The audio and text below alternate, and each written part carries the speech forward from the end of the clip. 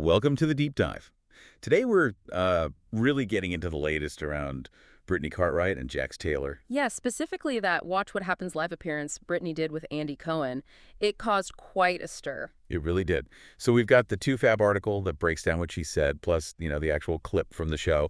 And TMZ had those court documents too. Right, a few different angles. Exactly. So the plan really is to try and piece together what's actually going on with them now, what led to the split and sort of where they're both heading individually. Okay, sounds good. Where do we start? Because honestly, that bedroom skills rating, Yeah. wow. Yeah, let's just jump right in there. I mean, Andy asked her straight up, scale of 1 to 10, Jax's skills. And she didn't even, pause much, did she? Not really. She was like, oh, Lord.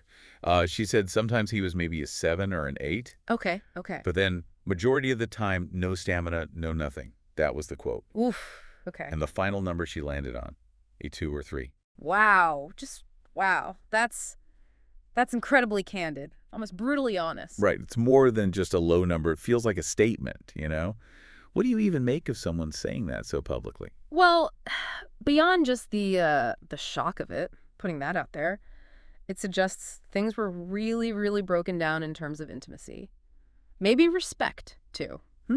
Like sharing something that personal often points to much bigger, maybe fundamental problems, stuff way beyond just bedroom performance. That makes a lot of sense. And it kind of connects to the other things. Like Jax apparently claimed they'd hooked up after splitting. Oh, right. She talked about that, too. Yeah, she called them a couple of weak moments. That phrase itself is interesting. Weak moments. Does that mean she regrets it? Or is it just acknowledging, it's complicated, there was still something there? Could be either, I guess. It definitely shows these things are rarely clean breaks. Especially with a kid involved and that much history. They were married 5 years, right? And Yeah. Cruz is 4 now. Yep, 5 years married. And the divorce filing, that was August 2024. But the separation date listed in the court docs, the ones TMZ got, that was way back in January 2024. Right. That's a big gap, like 7 months almost. Yeah, what was happening in that time? Trial separation, maybe? Trying to work things out? Or just figuring out logistics.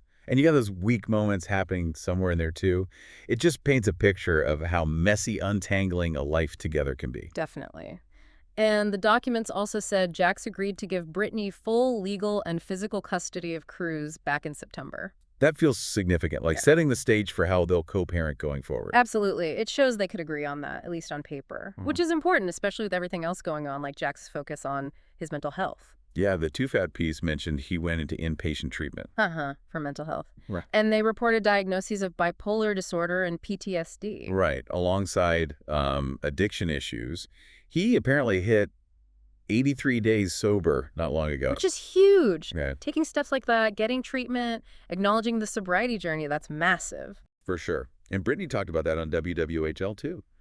She seemed hopeful, but cautious. How so? Well, she said she hopes he's sober, but she can't be, 100% sure. Okay, fair enough. Hard to know from the outside. And she also said his personality is still very much a Jax Taylor personality. Lots of ups and downs.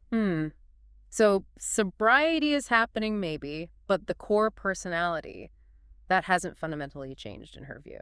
Seems like that's what she's saying. Like maybe the addiction wasn't the only issue, Right. That tracks. People are complex. But she did say she really hopes he stays sober. For her sake, and definitely for Cruz. Of course. For their son. And she was super clear, drawing a line in the sand. Me and Jax are not getting back together, period. Co-parenting is the focus. That sounds pretty definitive, setting boundaries, which is probably necessary. Yeah, they need that clarity, especially for Cruz. He's the priority. Makes sense. It's all about finding that stable environment for him now. Then Andy asked her about a red flag, something she wished she'd seen earlier. Oh, yeah. What did she say? It was interesting. She said how he treated waiters and people in general. Oh, wow. That's insightful. Doesn't it? Seems kind of small, but... But it's not, really. How someone treats people they don't have to be nice to, people in service roles, that can tell you a lot about their basic character. Empathy, respect. Yeah, exactly. Something maybe you overlook when you're first falling for someone. Easily done. Makes you wonder how much that specific thing weighed on her over the years. Totally. And this is all happening while she's on this new Bravo show, The Valley. Right, which adds another layer. Airs Tuesdays, I think? Yeah. And apparently the premiere footage included some explosive fight between them. So we're kind of seeing the end play out on screen, too. So the show is basically the backdrop to all this personal drama unfolding. It's Mm. reality TV living up to its name, I guess. Very public. For sure. Okay, so let's try and wrap this up. Key things we've talked about. Well, Brittany's very candid, maybe surprisingly blunt comments about their intimacy or lack thereof. Yeah, that rating. Then the timeline, the separation gap, the weak moments, the divorce filing. Jax's mental health journey, the treatment, the diagnoses, the sobriety milestones, that's a huge part of the picture now. And Brittany's perspective on that, hopeful, but realistic and very, very clear. They're done romantically. Co-parenting is it. Right. And tying it back to you, the listener, it really just shows how complex relationships are, especially under a microscope like this. And the challenges of co-parenting, setting boundaries when there's been so much difficulty, it's not easy work. Not at all. It takes real effort. You know, thinking about that red flag, she mentioned the waiters thing. Yeah. It really makes you pause. Yeah. Like, how much do we really see someone early on? And how do those seemingly small things, the way someone just is in the world, predict bigger patterns? Yeah. Makes you wonder how those past behaviors, those things she maybe noticed but didn't act on, echo now as they try to navigate this co-parenting thing for crews. It's just a lot of history to manage. Absolutely. History, emotions, and the future of their son all tangled together.